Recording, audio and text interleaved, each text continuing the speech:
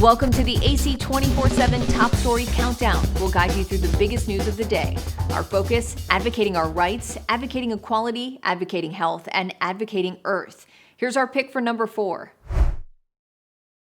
Nobody wants to vote for a CR. It's always going to be like that. Maybe not, but a continuing resolution to fund the government is through Congress just in time to avoid a partial shutdown tonight. My colleagues and I worked late into the evening. Now, a stroke of the president's pen creates new funding deadlines of March 1st and 8th. Is it enough time? We're months beyond the timeline. Republicans are quick to reiterate their to-do list. We should be getting closer to a final budget agreement. We need to make certain that we stem the flow at the border. To make sure that we don't bankrupt the greatest country in the history of humanity. Lawmakers are showing signs they could cooperate on those issues. Senate Majority Leader Chuck Schumer and House Speaker Mike Johnson have some agreement on the budget. Leaders from both parties say they want to address the migrant crisis, and some Democrats argue controlling the national debt could help protect programs like Social Security, Medicaid, and Medicare. Social Security is on life support today. But passing bills aimed at those issues requires bipartisanship. For some, doing nothing is an option. To me, that is not an option. I'm Amy Kiley reporting. TheAdvocateChannel.com looks at the world through the lens of equality and inclusion. Subscribe, like, and share now. AC 24/7's Top Story Countdown continues with our producer's pick for number 3. Winter's grip tightening across the U.S. Thursday with nearly 70 million people under various alerts from coast to coast. Dozens of storm-related deaths reported across multiple states since January 12th. Like in Oregon, where 3 people died after a falling tree branch draped a live power line across their SUV. The vehicle was electrified, and so when they touched the ground and touched the vehicle, the electrical current ran through them. Parts of the southeast have seen a season's worth of snow this week alone, with more sleet and freezing rain falling on roads already covered in ice. It looked like a big water fountain pouring water out onto the firehouse. In Bolton, Mississippi, a water tower overflowed when a key shutoff sensor froze, icing over everything below.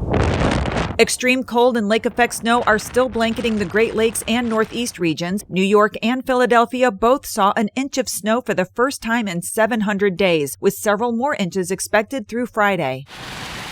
In the Pacific Northwest, power outages for some Oregon residents rolled into a 5th day. It's been basically survival mode. We moved our mattress in front of our fireplace, so we've been camping there for 5 days. And yet another wave of snow and brutal cold is expected across the Midwest into the eastern U.S. once again this weekend.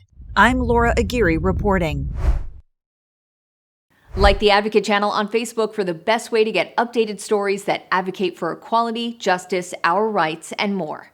AC 24/7 continues with today's top 2 pick.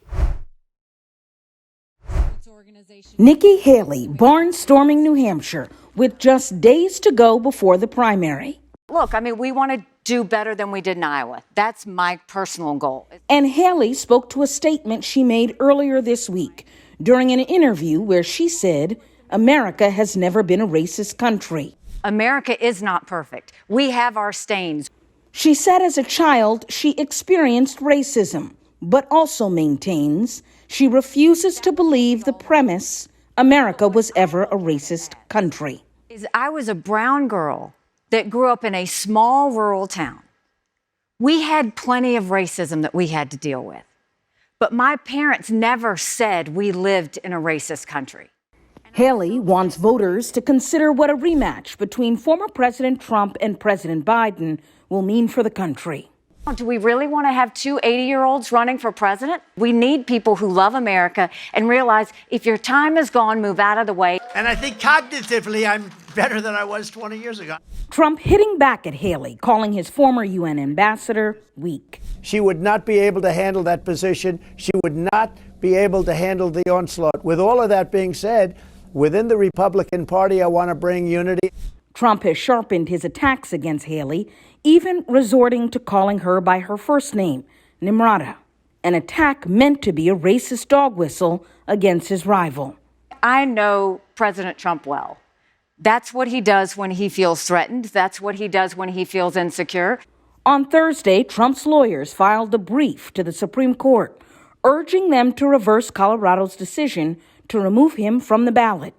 Trump is claiming Biden is the real threat to democracy in response to Biden arguing the same thing about him. Well, we put on 3 great justices, and you have some other great justices up there, and they're not going to take the vote away from the people. Now, Biden is a threat to democracy.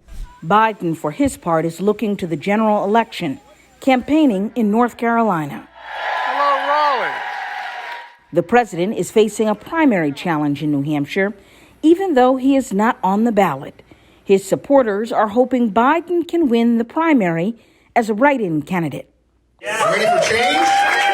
Representative Dean Phillips, who is running a lesser-known operation against Biden, is campaigning in New Hampshire and picked up a key endorsement from former Democratic candidate Andrew Yang.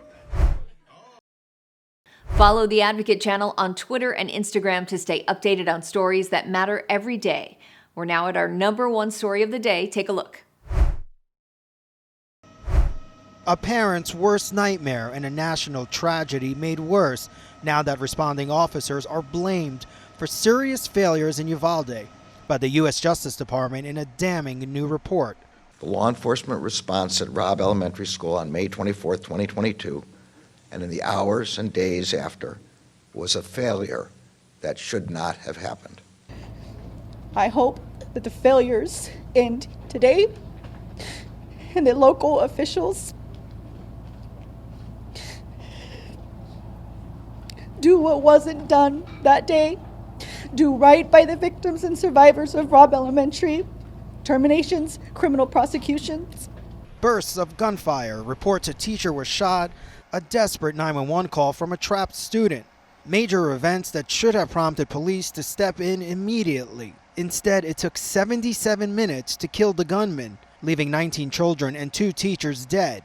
The long-awaited 575-page report is the fullest accounting of what happened, highlighting the serious failures in the police response. These families didn't need a 400 or 500-page government report to learn that law enforcement failed them in a historic way. While quick to arrive to the scene, law enforcement stopped outside the classroom where the gunman was on a killing spree inside, the report found. I think the report concludes that had the law enforcement agencies followed generally accepted practices in an active shooter situation and gone right after the shooter to stop him, lives would have been saved and people would have survived.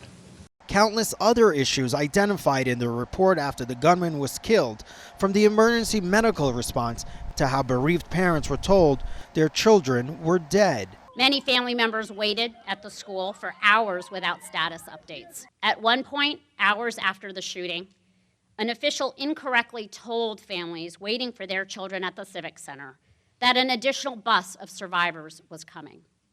It did not.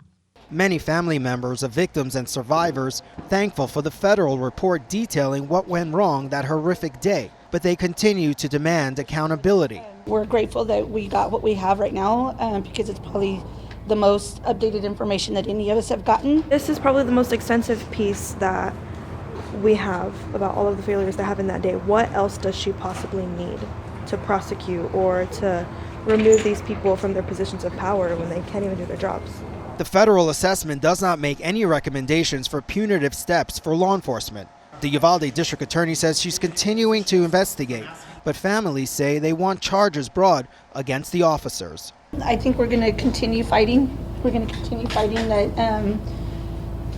that some type of change is made in honor of our kids. Thanks for watching the Advocate Channel's top stories. We're on Facebook, Twitter, TikTok, and YouTube. Follow, like, and share, or check out advocatechannel.com for even more stories that advocate for you.